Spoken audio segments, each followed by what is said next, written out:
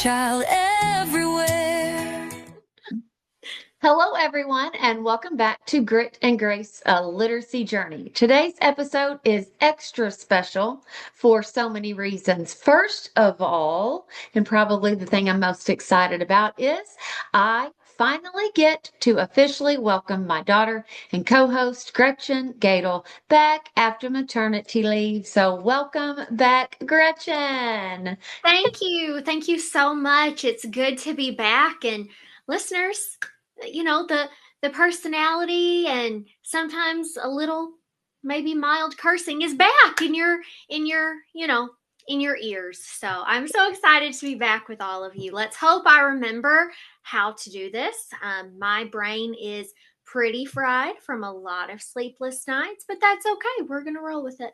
We are. So, Gretchen, we've missed you so much. I've missed you being on with me, and I know our listeners have missed you too. They've stopped me. They've asked me at trainings. They've asked to see pictures of Grady, your new little baby boy. They've asked how you're doing.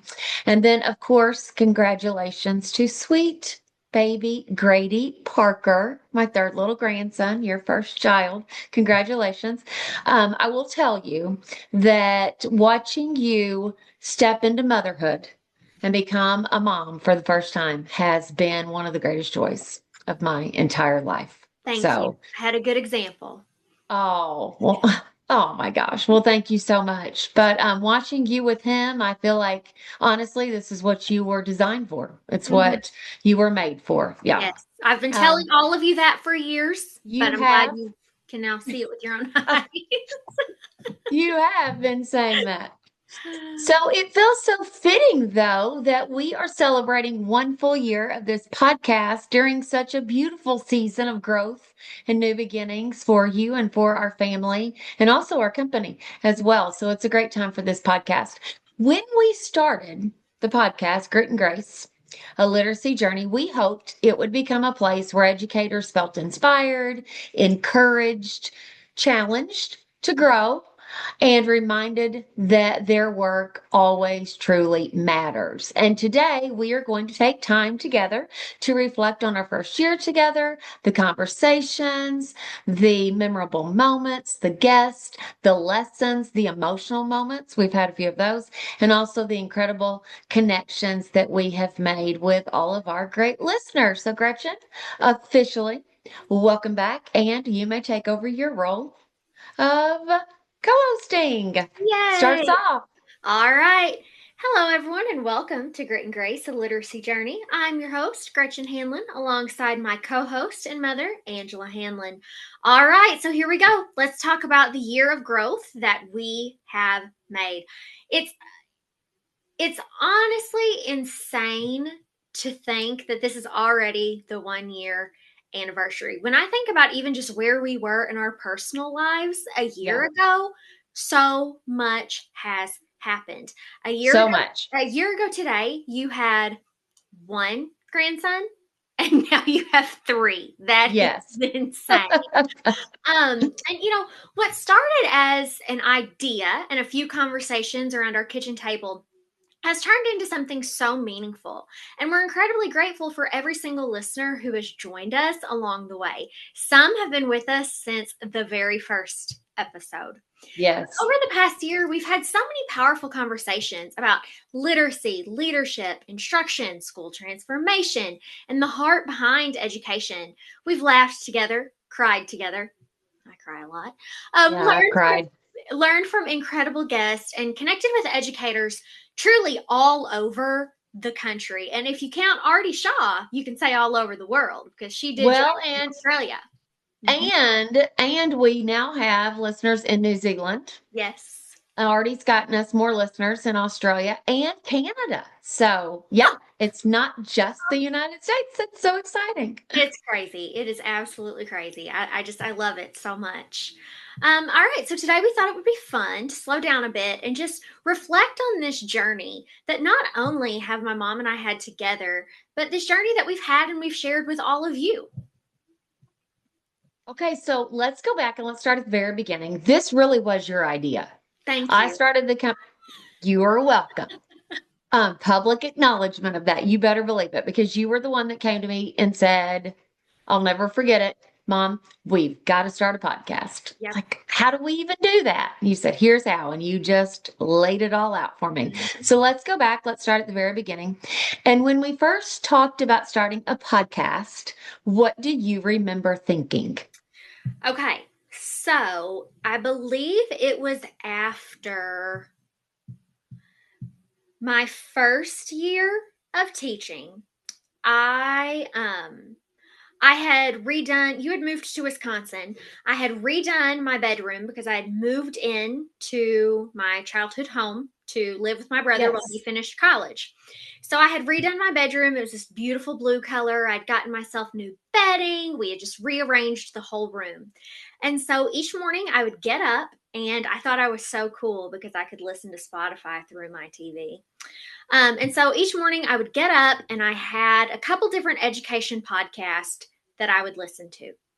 And I finally one day was like, what am I doing? I learned the most from my mom. My friends that are teachers have always said that they learn the most from my mom. She has got to do this. We have got to start a podcast.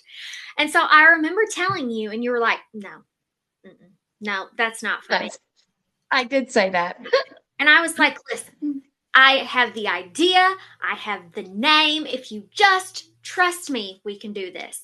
It only took me 4 years to get you to agree, but I'm glad that you did, and that we've made it to where we are. So, I think going back, I think one of our biggest surprises for me, was that one, we were able to do it, and like we got it started, and coming up with, you had the name from the beginning. And then getting the theme song to me. Once I heard that song, and we get so many comments about the song, but once I came up with some of the writing of the wording of all of that with the words and the lyrics. And so once that was done and I heard it and really seeing it all like come into, okay, this is actually happening. We had our first probably, I don't know, 6 to 10 guests lined up, and I was so excited. Jane Hasbrook said yes, Leslie Laud said yes, Nora said yes. When a lot of them started coming, I'm like, this is actually happening. So that was so exciting. But I think one of the biggest surprises for me through this has been hearing from educators who say they listen on their commute, like to and from school. A lot of people say that, or that they'll stop even like during a planning period, put in earbuds or something and listen. Or we have some listeners who say they clean their house on Saturday mornings and pop it in and listening, or they listen as they go for walks. After school, they walk their dog. We have a lot that listen as they walk their dog. So those messages mean so much, because this podcast was, from both of us, always meant to feel like educators would have people walking and talking and doing this right alongside them. So when I hear listeners say that, they're doing the work and then they're listening as they're just living their lives and doing the work, that's what we hoped for. Is that Exactly. it would be a podcast from educators. I know I've had other jobs, but I still consider myself teacher first and foremost. It would just be two teachers working with and talking to teachers about teaching and about education, the challenges, the joys, the memorable moments and all of that. And so that they feel that we're doing it alongside them feels great. Yep. And I've just always wanted it to feel like a happy and empowering space. Yeah. Sometimes when you watch videos about education or you listen to other podcasts, it can be so academic and so stuffy. And, sometimes we need a break from that. And we need to realize that we are human and we are in this together. And part of being a lifelong learner is accepting the fact that maybe you don't know everything, but you're willing to put in the time to change that. You're willing to try new things. You're willing to learn more. So, yeah. And I think too, finding your community, that was so important. That was so important for me, once I found people that were like-minded, that could help me Vicki Gibson, Jan Hasbrook. They introduced me to Deb Glazer, Laura Stewart, Patty Montgomery, Nita Archer. The list goes on and on and on. And then finding those people, and then finding, like, when I found people at the Reading League, and then, all of that, and that introduced me just to a wealth of people. And finding a community in all of this, that's what really helped me along the journey, Mm-hmm. because I didn't have a lot of that in the beginning in my home district. I was able to eventually, but in the beginning, I kind of started that journey almost on my own, sort of. Yeah. And so finding that community, and I wished I had had a podcast or something. Mm-hmm. Okay, so what has been your favorite episode so far? This has kind of felt like a project, like it's our little baby. So that'd almost be like asking, who's your favorite child? Me. Or did you just say me? Yeah. I knew you would say that, but having a favorite child or grandchild, but I do have some definite standout moments. So one of my favorite episodes, honestly, was the one where I surprised you and we talked about your lesson. Remember, I had been in your classroom Yes. that day just by chance. I was working in your district, Mhm. and I had kind of popped in your room to take a break, do a little bit of computer work. They said, you can kind of pop and be at the back of Gretchen's room. Was going to sit there and do work, eat my lunch, and then heard that powerful lesson. Surprising you and getting you to talk about well, I have goosebumps right now talking about it. That for me was a very special moment. I had not seen you teach in a little while. And so I've seen you throughout your journey teach. Yeah. And I've gotten to watch you in most of the districts you've worked in. So that was very, very special. Sheriff Chris Watson. Oh my goodness. That episode stayed with me for days, for weeks. I was very emotional recording it. He is just an incredibly dynamic man. He's incredibly inspirational. You just feel empowered after talking to him. I had goosebumps throughout that conversation. I cried several times. I mean, he's just he's just one of a kind. Um, he's a person who is going to accomplish great things. He has accomplished great things, but hearing him talk about all that he's done in his jail and now throughout the state, and setting that up in jails and prisons across the country, that to me was incredibly powerful. Now, a super emotional one for me, and you probably know this, is having Jan Hasbrook on here. Mhm. Yeah. So that was like my life. That was my moment of my life completely coming full circle. I feel like this whole journey, and even what I'm doing now, I feel like it all began because I met Dr. Vicki Gibson and Dr. Jan Hasbrook.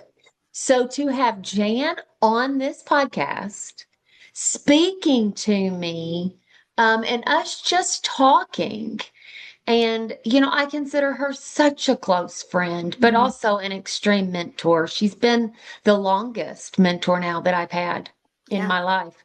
So, talking with her was just like that heartfelt moment for me. And if anyone knows me and knows me well, they know I talk about her often, and I don't ever just say her name. Jan, I said Jan Hasbrook, like the whole thing. So having Jan Hasbrook on here was super exciting. And kind of the exact same thing for right after Jan, not too long after that, then we had Laura Stewart. And Laura's been the same way for me. She's been a mentor for many, many years. I now consider them both extremely close friends. So just having that conversation with her, I hadn't talked to her in a bit, and getting to catch up with her and hear about the great things she's doing, that was incredibly powerful. And I felt like those were just warm conversations with close friends. And then recently, now this has been when you've been on maternity leave, but I know we've talked a lot about this though, behind the scenes. Recently securing a three episodes with the powerhouse, the legend himself, Dr. Reed Lyon, was just honestly jaw dropping for me.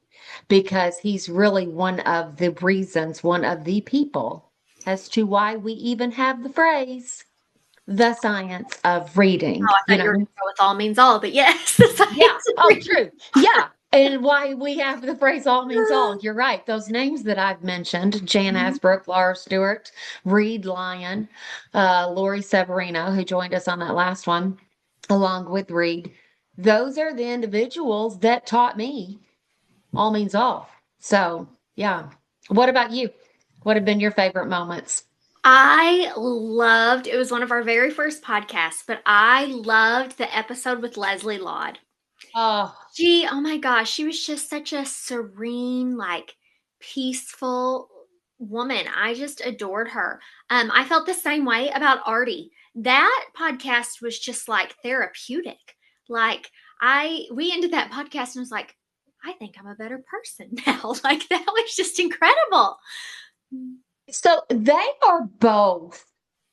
I've gotten to be around them. I've gotten to be with Leslie a lot Mhm. in person. And I talk to Artie frequently, but they are both just like feel good. They're just great humans, but they just leave you, don't they leave you feeling so warm and uplifted and inspired? And Leslie is so calming, just her voice alone. And just, I feel like education is going in a great direction. And with Think SRSD, our students are all going to become great writers. And yeah, those are great ones to bring out.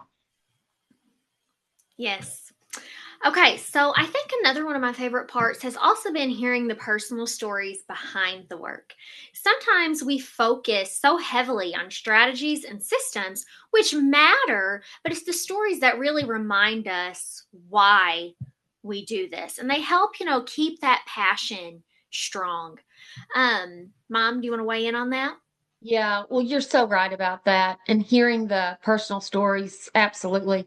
And honestly, I tell you what, some of the most powerful moments for me have been when our guests have shared their struggles Mhm. openly, talked about moments that weren't perfect, not knowing in the beginning, learning along the way. Even Dr. Reed Lyon, who's done this for decades now, has said he's learned all along the journey and pointing that out that we must continuously learn along that. And when they've shared moments when things in their career in teaching, in education, were not perfect, when schools were struggling or when students were falling, when students were failing and when they were falling through the cracks and when they did not know what to do. Um, those moments have resonated with me deeply. And I think those are also moments where our listeners and other educators can just connect and know that, okay, this is not just me. And that is a comment that I've gotten a lot from listeners of when they've said, and they've talked about you because you have been in the classroom still. And so they said, when Gretchen said, blah, blah, blah, of like when Gretchen said something about planning a lesson or when Gretchen stated this, I thought, yes, I'm doing that too. So it has been those moments. Yes. Yes. Okay, was there ever a moment during this year when you thought, wow, this podcast is actually impacting people? Okay. All right. I've had a couple. Um, so in training sessions, I always do tons of turn and talk. Always, because Mhm. I've got to have that explicit instruction and that high impact engagement and all of that. And so I do tons of choral responses and turn and talks anytime I train people. So in the training sessions, people have either like, and then I'll do a think, pair, share, and people have said, well, in episode call in episode 14, you stated, or in episode 17, your guest said blah, blah, blah, or in episode, 6, Gretchen stated. Those moments have literally, Gretchen stopped me in my tracks. Like Mhm. I've had to stand still for a moment and it sink in and like kind of hits me. I've frozen a bit. Um, those have been wow moments for me.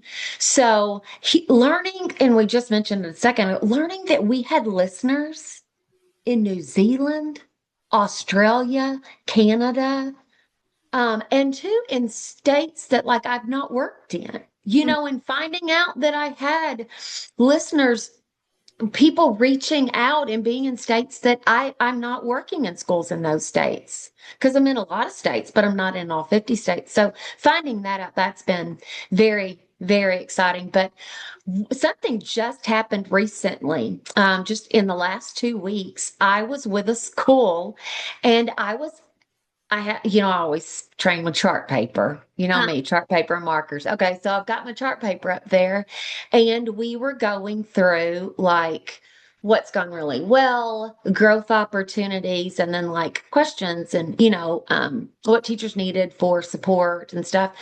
And so a teacher mentioned, she said, and I had the marker, the Sharpie, and I'm writing everything, recording everything for the training session.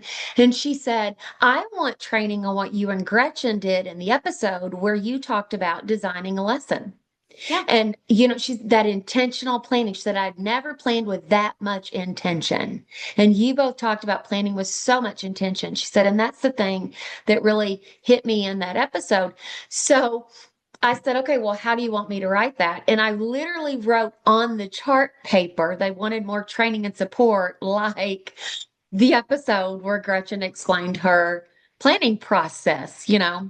Um, so I've also had people ask, can Gretchen come train with you? Or can Gretchen do this? I said, she would love that you asked that, and I will share that with her. Yeah. But those have been my moments. Have you had any moments like that where you think, oh, this is for real?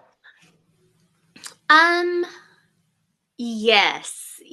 And a lot of that has been like when you will call me when you've been in schools in New York and Iowa and literally all over the country. And you'll be like, oh my gosh, guess what someone said to me about our podcast today? And I'm like, what? Because, here I don't travel like you do. Right. So I Yeah. just know a group of people that listen, but it's crazy for me to think that there are people literally all over the country that are listening to this podcast that I do with my mom. Yeah. You know? So Dad and I just had one. We were traveling on the road and we were in a gas station convenience store and stopped to go in. And I was standing there and he said, hey, Angie. And so these two women said, it is, it is, it is. And so I kind of looked, I haven't told you this, have I? No. No. And so this was on our recent trip. And they said, are you Angie Hanlin of Grit and Grace? And my mouth dropped open in this gas station. And I said, yes. And they said, oh my gosh, we listen to you as two teachers. We listen to you all the time. And so they're like, and they asked about you. They asked about they knew you were on maternity leave. Did you have the baby? What was his name? I showed him a picture, all in the gas station. And so I'm like, oh my gosh, can I hug you? So I hugged them and That is so we get in the car and, Dad says to me all the time, okay, so now do you realize that like you have listeners, or now do you realize that you actually are a podcast host? Because as I always am like, I don't really feel like this is for real. And I'm like, okay, I was driving. So I started up the car and I said, yes. Okay. The answer is yes. I do now actually believe and admit that, yes, I guess, am a podcast host. that is or awesome. co-host. Yeah. I love that.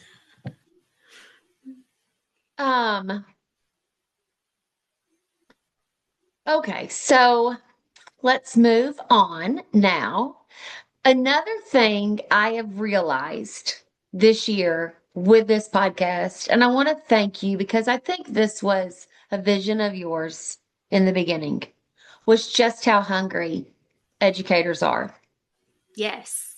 for clarity, honesty, and as you mentioned in conversations with me early on, hope. Yes. Hope about teaching as a career, as their profession, and hope, and that it could be discouraging. And so I've seen a lot of that. There are so many people in education I've seen doing this now full time, podcast for a year, but my company now for 2, carrying enormous weight Mhm. right now, transitioning out of balanced literacy into structured literacy, hearing about the science of reading for the first time, or just hearing about that there is science behind reading Right. for the first time, switching to a brand new reading program, which you and I talk a lot about in our free time. So hearing educators say things, and I think sometimes just educators simply need someone to say, you're not alone. Mhm. This work matters. You matter. You are a difference maker. You are doing the hard work. We see you. We hear you. And then remind them that, yes, it is possible. This is possible. You can do it. All means all, and you'll get there. You aren't there yet, and maybe your students aren't there yet, but you will get there. Yes. I love it. That's beautiful. Thanks. Okay, so let's talk about something else that truly makes this podcast unique. We've already hinted at it. The fact that we are mother and daughter and that we are doing this together. Yes, and actually, honestly, that's my favorite part.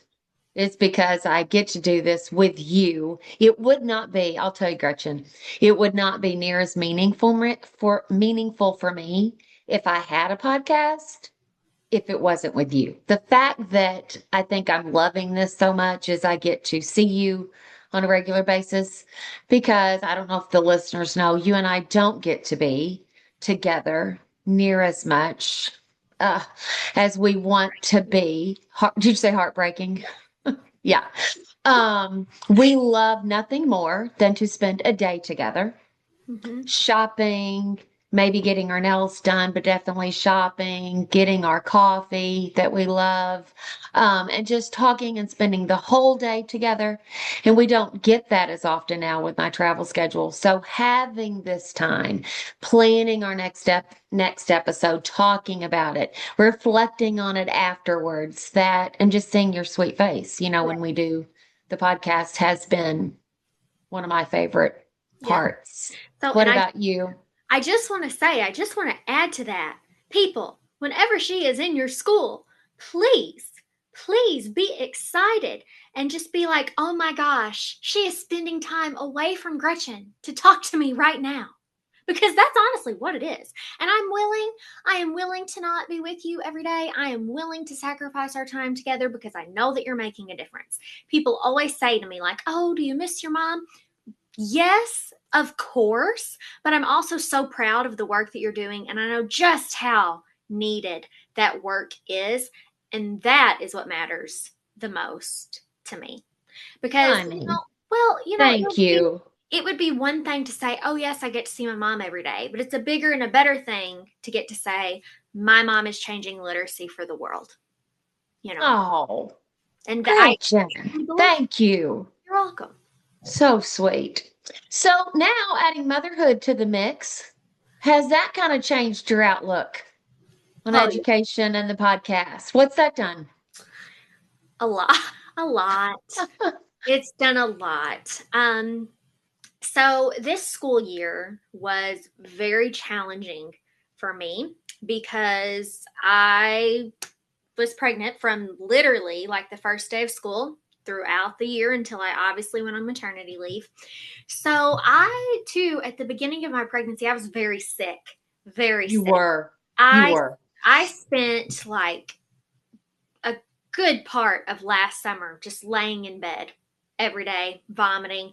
Even when Yeah. my doctor gave me medication, like I stopped vomiting, but I was still just extremely nauseous. I had to have these little bands to ride in the car so I wouldn't just projectile vomit everywhere. My husband was such a trooper. Like, he was just like, oh, it's okay. You're going to be all right. He kept a trash can by my side of the bed Yeah. for me. I've never seen anyone be as sick as you were through your pregnancy. No. Yeah. And so then, when school started, I was starting to feel better, but I was just constantly exhausted. Constantly exhausted. Because one, I mean, your body is going through crazy changes. A new school year is always exhausting. But also with my food allergies, I don't get to eat a lot of food that gives you stamina. I don't get to eat a lot of food that stays with you throughout the day. So the school year is always kind of hard for me because I require so much food throughout the day, and you can't Yeah. just eat the whole time that you're in your classroom. So there were definitely, a lot of challenges, new grade level, first time experiencing pregnancy, just a lot of different variables. But I will say, my passion is early childhood. It has Always always has been, been. yes, it has always Always has been. been early childhood. I loved teaching middle school and high school. That content was fun for me, but my heart is truly in early childhood. The college I went to had a phenomenal early childhood degree, and we spent so much time on the importance of birth to 3. So this school year, I really, like, I honestly, I think you could even verge to say that I got very depressed thinking about the fact that me, a person with so much passion for that birth to 3 age range. And I've spent so much time delving deeper into that and trying to get a better understanding and, really just trying to be a voice for people and things that they can do with their child to ensure later academic success. It was very hard for me with that mindset to realize I'm going to have to send my child to daycare. My child is going to spend those crucial years with someone who is not me. And it devastated me. Just absolutely devastated me. So I came to the conclusion that I was not necessarily the happiest that I had been in my teaching career. I've spent a lot of years being used for being your daughter, and I'm always proud of being your daughter, and I never care to help people. But when people start using you for who your mother is and for the knowledge that you have, but they don't give you any recognition for it, and it makes people jealous and it turns people against you, that is not a fun place to be.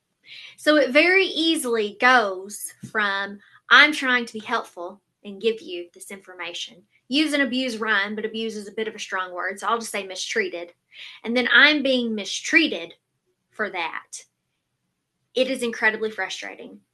It is also incredibly frustrating to know that your mom is going into different districts and doing amazing things. And that is just not where you are in life. You know that your mother is Angie Hanlin, and you know that she has people who are doing the right things, and she is just in these schools and they're having massive turnaround, and you're not a part of it. It is soul crushing. I know you've really struggled with that. Garrett, our son, Yes. your brother, Garrett struggled with that, knowing that, like, no, when he taught, knowing, Mom, our school's not doing what I know Yes. from dinner table we need to be doing. And Yeah. I did not mean to make your educational journeys hard for you. And I have seen it do that to both of you. And that's been incredibly hard on me. And it's become even more prevalent this year, honestly, through this podcast and through a lot of our conversations. Mm-hmm. It's when I've seen that. Yes. And so, for people who don't know me and didn't know me growing up, a large part of my middle school and high school years was I was a cheerleader in a small town in the South. That's a big deal. Okay. And so I just that was just really my personality. I was always an encourager.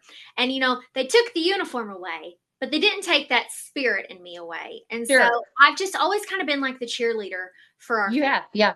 Yep. And I have loved nothing more than to support you and Dad in your different ventures. And so this year, I came to the realization of I am no longer the most effective in the classroom. Don't get me wrong, my kids are learning, but I can be more effective. I need, and I can't even believe I'm going to say this, and I hope people don't like throw tomatoes at their phones or get mad at me because so many people love that I am still in the classroom. But I came to the realization, in order for me to feel my best and in order for me to truly help you build this company and change literacy for all, I have got to step out of the classroom. I have got to just give myself to you and your company and this podcast. And whatever you need, I am present for it. I am still devastated about some of the podcasts that I've had to miss out on because the only time to record them, I was teaching in the classroom. Yeah. There have been so many like conferences that we've been asked to speak at together that I couldn't because I was in the classroom. So I made this choice because one, I want to support you. And two, I want to be the teacher of my favorite human ever. I want to make sure that my little boy is getting all that he can in those first few years of his life. And, you know, we already have things that we do every day that some people would probably think is just absolutely nuts, but we do. And I'm like, oh, this is going to make you so smart. You're already so precious. And it's Developing the oral language. Yes. Yes. So, yeah, you know, it's definitely been a difficult year, but I'm very excited about moving forward, about being able to truly support my family and help you do this work. And you're coming on board. I You am. are coming on board, Angela Yes. Hanlin and Associates full time. People have been asking. So, and you'll still model in classrooms and things like that. You'll have that. And we've got some announcements coming up about how you're going to further help teachers. So let's transition now. That's great. Let's transition now and talk about year 2 of the podcast and what we are most excited about moving forward. Do you want to start or do you want me to start? Yeah, I'll start. Yes, absolutely. One, I am just excited about the fact that I'm going to get to be more present, more involved, that doing more of the behind the scenes work because, you know, as of right now, I just haven't always had the time, but now I will have more so I can help you out with that. I'm so excited about some of the conversations that you and I have had, some of the topics that we really want to get into in this next year. And it's going to be very exciting and just something for our listeners to keep their mind open to and to watch out for is you and I are starting a teacher academy.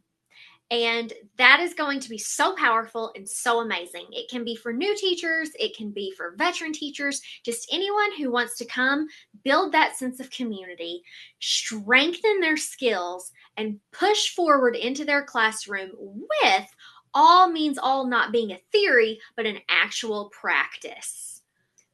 Yes, I cannot wait. I cannot wait. So that information, it is May. This episode comes out in May, and it's May.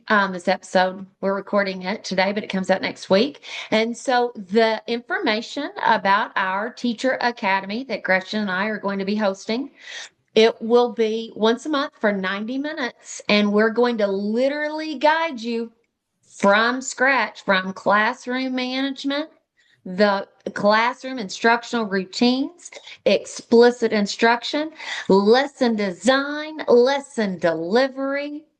Oh my gosh, I cannot wait.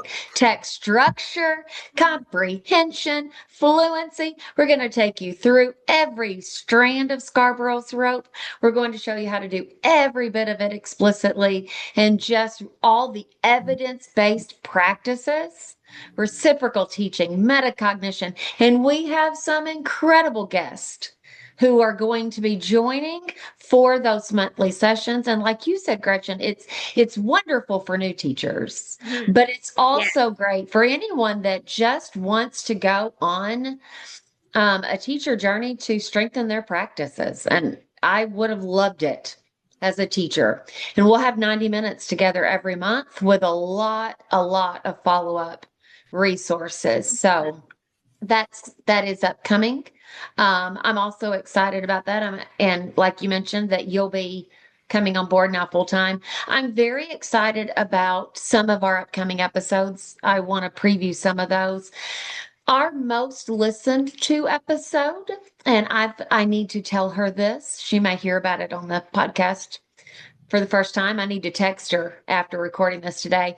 Our most listened to, and the one where I got the most comments about, was the one with Dr. Jan Hasbrook.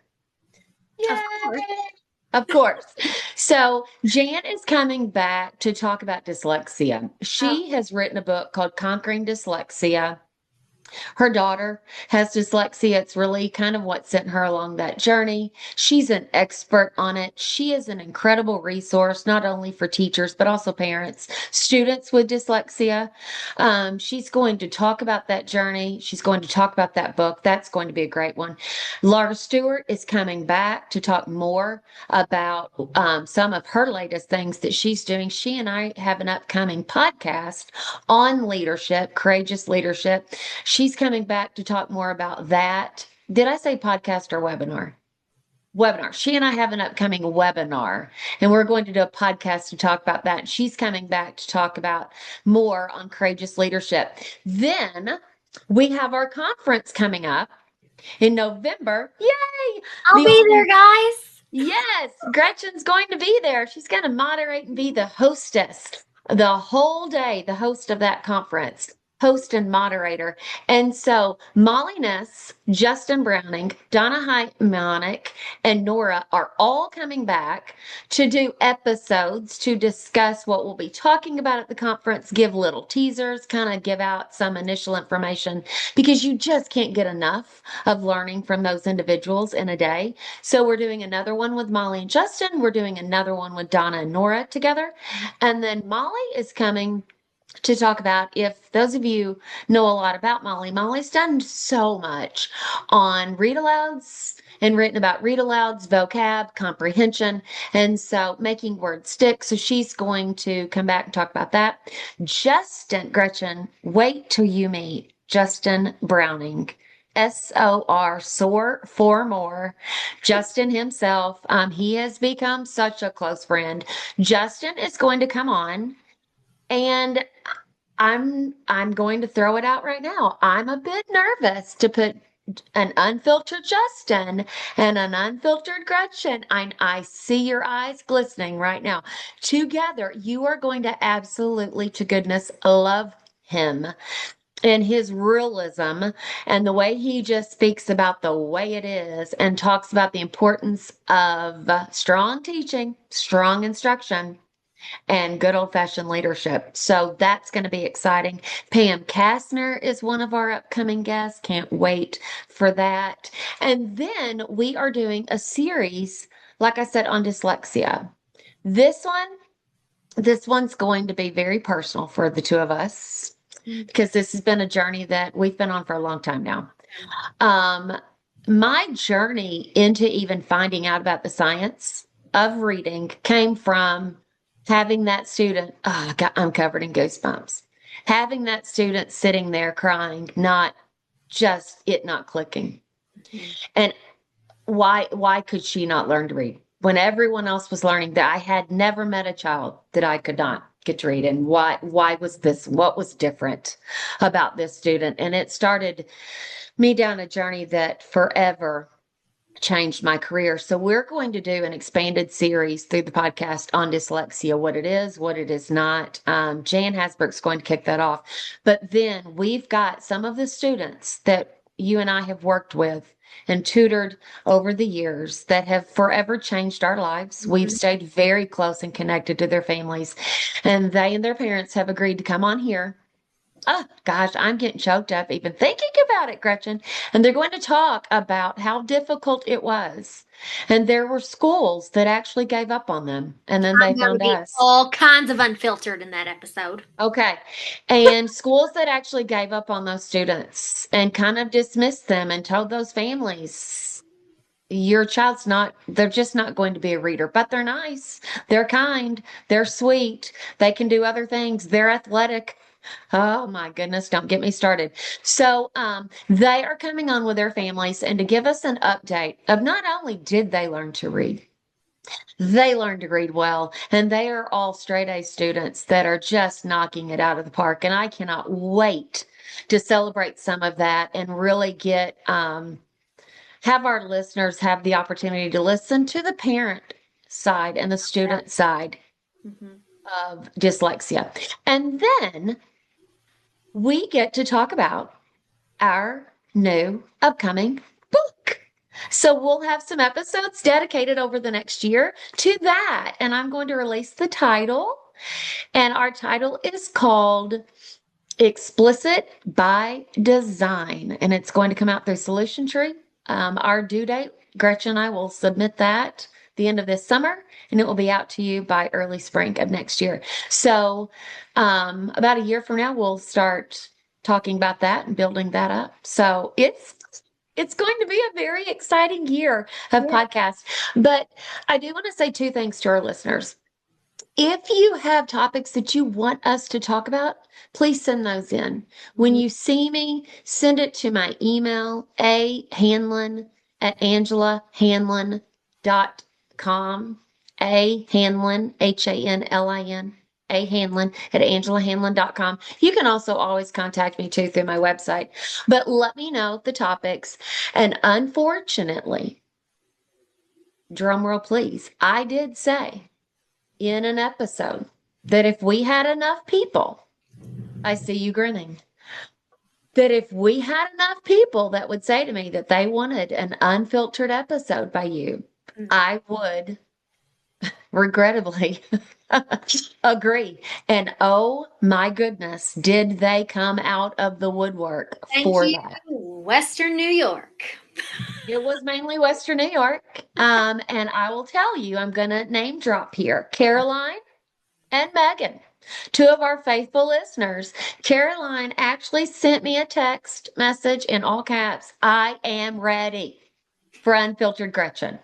And I'm like, oh my gosh. So I've gotten so much of that. So we are going. Prepare yourselves now. I'll be the one to have to be the most prepared. But you've always heard her controlled, but we're going to let her go unleashed for a bit. And Gretchen is going to be unfiltered and talk about all of the things that really get her fired up in education. So that might be a fun one. It's going to be the best day of my life. It's going to be like, you know how like Oprah used to say, write the letter, but that like don't actually send it to the person that you're upset about. Oh, I'm writing the letter and reading it out loud. It's going to be great. We might have to do pre-approval on some of those components. Okay. I don't know. My heart's racing thinking about it. Okay. And then an episode that I am so fired up about that is upcoming. You and I are going to, with a few different guests, we're all going to bring our favorite piece of text to teach. Okay. We're going to tear it apart. These are all the questions that we would ask. Here's where we would do a choral response through it. Here's where we would do a turn and talk. These are the questions we would ask for Think, Pair, Share. What are the similes? What are the metaphors? Where's the personification in it? The text structure, the genre. We're going to tear that apart. And I'm the dork right now that's got goosebumps on my arms and legs just thinking about it. So I can't wait for that one. And then finally this coming year is going to be all about, and I've talked to you about this. I've also talked to Reed Lyon, Lori Severino, Justin Browning about this next year. We're going to heavily focus on the implementation. Yep. The implementation piece. We've gone through what is the science of reading. We've given that to listeners. What is fluency? Fluency is the bridge to comprehension. What is comprehension? We've talked about explicit vocabulary.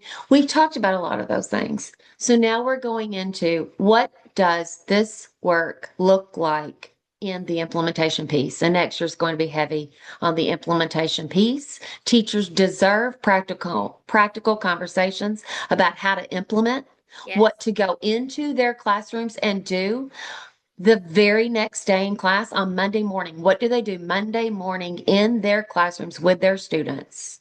And too many principals are trying to lead that instructional change without enough guidance, confidence, and support themselves as leaders for the implementation. and we're going to bring that to them next year. Anything else you want to add about next year? Girl, I think you covered it. Okay. Yeah. All right. So, final reflection questions. Then let's go into our final reflection in our episode. Okay, so if you could describe this first year of Grit and Grace, what would it be? Oh gosh, limiting myself to one word's tough. I know. I like to talk a lot. I hope it has been empowering. Okay. Can I give What mine? about you? What's your one word? Do you have one? Yes, I do. Healing. Yes. Oh, why healing? Expand on that a bit. I love that, but expand on it. Well, I've always spent so much time wanting to help others, and this has given me a way to do it, Oh, you know? And so yeah. that, it's just the amount of support that we've had. It's just been so healing. I've unfortunately seen a lot of ugly things in education, and this has just reminded me that there are still good people who want to do the right work. So, Such a great point. And honestly, that's the majority. That's the majority that's out there. We've both yeah. lived some tough, tough, tough moments as educators. We have. Mhm. We've seen some ugly things go down in education.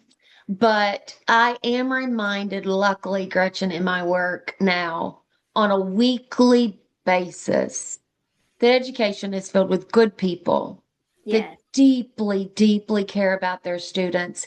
And as I explained in my episode with Reed Lyon, I thought my work was going to have to be about convincing people to do the work. Mhm. Of, hey, there's this thing called the science of reading, and hey, we need to do it in our classrooms. And hey, guess what, y'all? We can reach 95% of our students. I thought that's what I was going to have to go out there and do. It's not. They want the help. They're begging for the help. They want to do it. They want to even lead the change, lead from their classrooms. Mhm. There are teachers that want to help other teachers in their school that are staying after school, having teachers come watch them. They want to be teacher leaders. They want to change their student outcomes, and they don't know how. And so I hope that I'm glad it's been healing for you. I hope it's been healing for them. And I hope that we can do even more of that. And another word too is hope. I hope that Mhm. we bring them hope in Yep. every episode. And I so, do. Mom, what gives you hope for the future of education? Or what gives you hope about the future of education? I do see a lot of courageous educators out there still giving themselves 100% every single day, even though the results aren't there. I go back to my first day going back. I had taught at Matthews Elementary and going back there to be the principal Mhm. and seeing defeated teachers. But they kept showing up every single day. They kept doing the work. They kept planning the lessons, but they were discouraged. And so there are teachers all across this country and in our other countries that get up every day and they keep showing up because they care about their students. They want change. They want to have an impact. That's why they do what they do. And I see leaders that are now ready to become instructional leaders. They want to lead change in their building. They're ready for change. They're ready to implement. And that gives me hope. Um, I when this wave came out, Mhm. when the science of reading came out, and I felt like there was this wave, and it kind of became this buzzword for a while, and then states started getting on board and having this legislation. And I was afraid it was going to be kind of like a buzzword and then go away.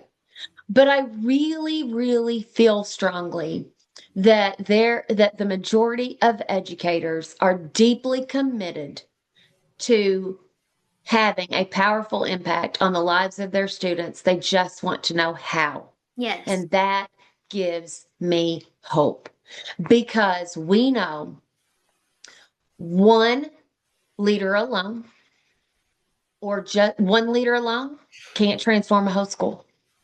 One single teacher alone can't transform a whole school, but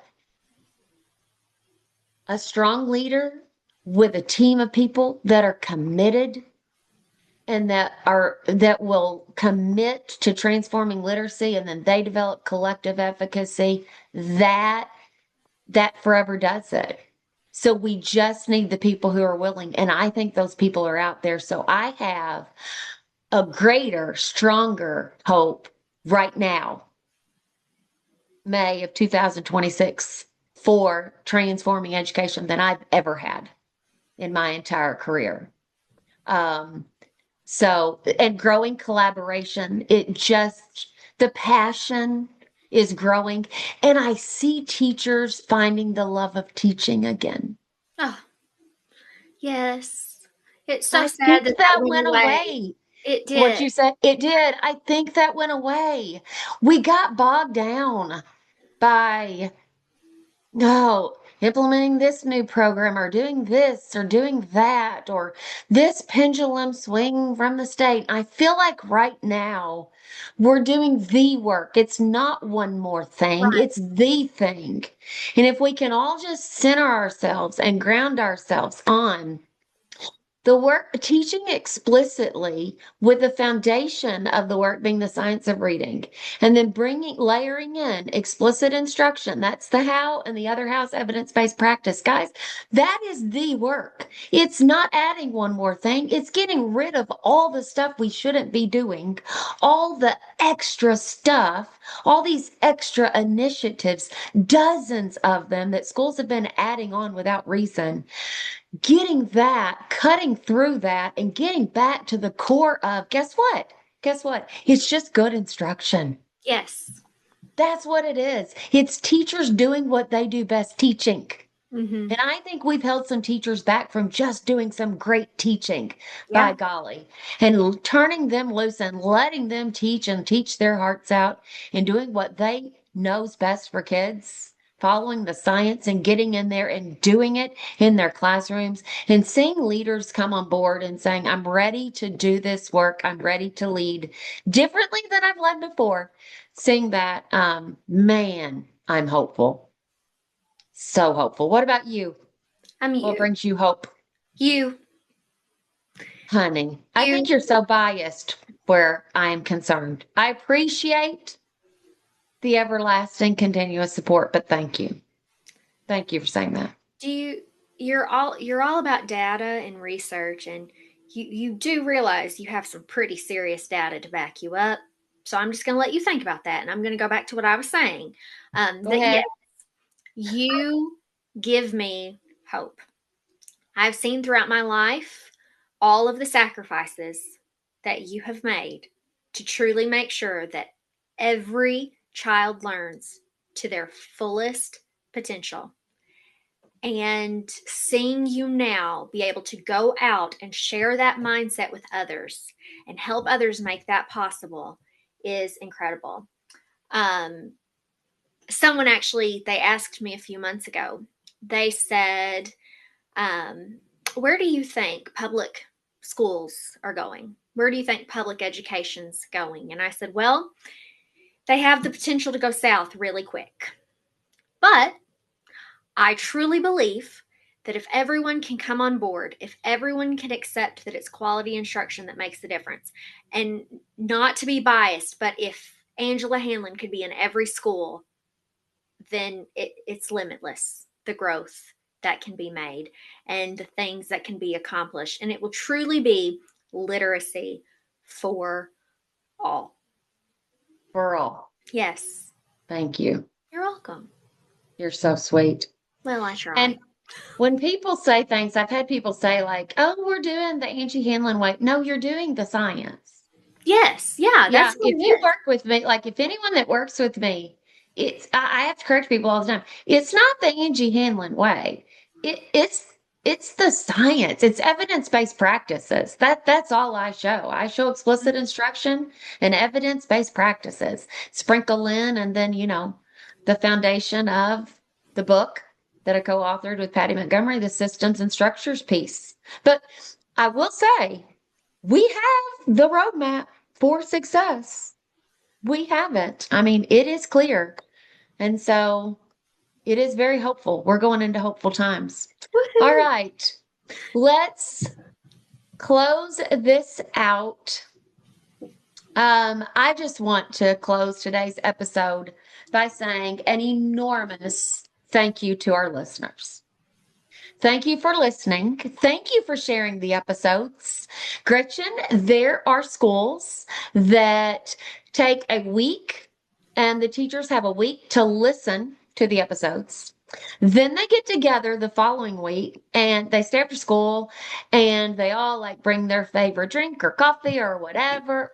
Not alcoholic drink. I should correct that. Oh my Schools, gosh. No one because thought they're that. doing it in school. No one thought No that. one Okay. thought that. Mm-mm. But their favorite drink, coffee, whatever, they bring it. And so then they sit and they talk about the episode, what impacted them, what can they now do in their schools. So thank you to all of the educators for listening, for sharing the episodes. Thank you for supporting us. Thank you for those who've reached out to me through my email, through also in person when I see you at conferences. Thank you. Nothing warms my heart like having a teacher or leader come up and say, hey, when you said this, or when we heard this, or when this guest said that.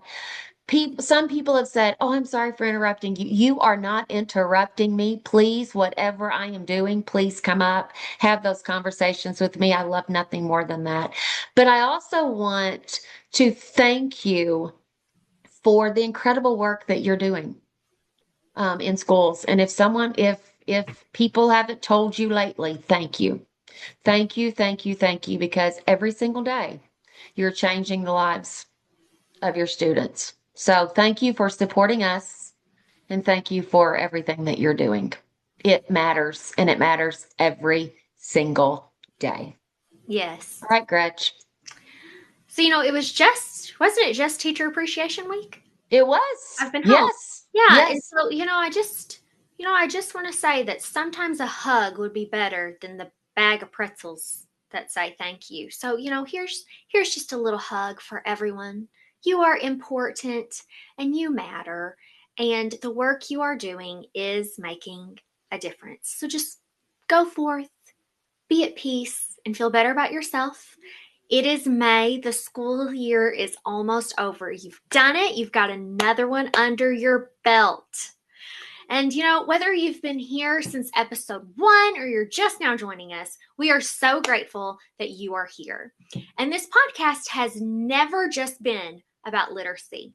It's about people. It's about transformation. It's about courage. And it's about believing that change is possible. And you are the people who make it possible. You are the Yes. people who change your mindset. You are the people who are going into the classrooms every single day, and you are making this possible. Yes. You are the change. You are.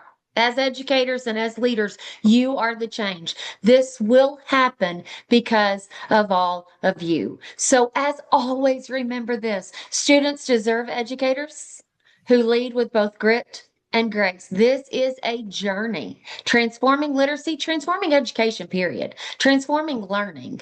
Whether following both the science of reading and also the science of learning, it is a journey for all of us. And it takes both grit and grace. And as always, Gretchen and I are here on this journey with you. All right, Gretchen, in your fabulous way, you're back. I've been closing it out. You get to close out this episode. Yes, absolutely. So, once again, the end of the school year is near. Just take a moment, take a breath. Like I said, you've done it. You've got another year under your belt. Reflect on what went well, reflect on what you want to do better, and let's make that happen. Okay? Just as soon as the school year ends, we know that it also begins. So let's take this time, let's rest, let's rejuvenate, and let's prepare for your best year yet. So, as always, thank you for listening. Grit and Grace, A Literacy Journey is an Angela Hanlin and Associates production. Bye, everyone. Thank you all. Bye. Bye. Grit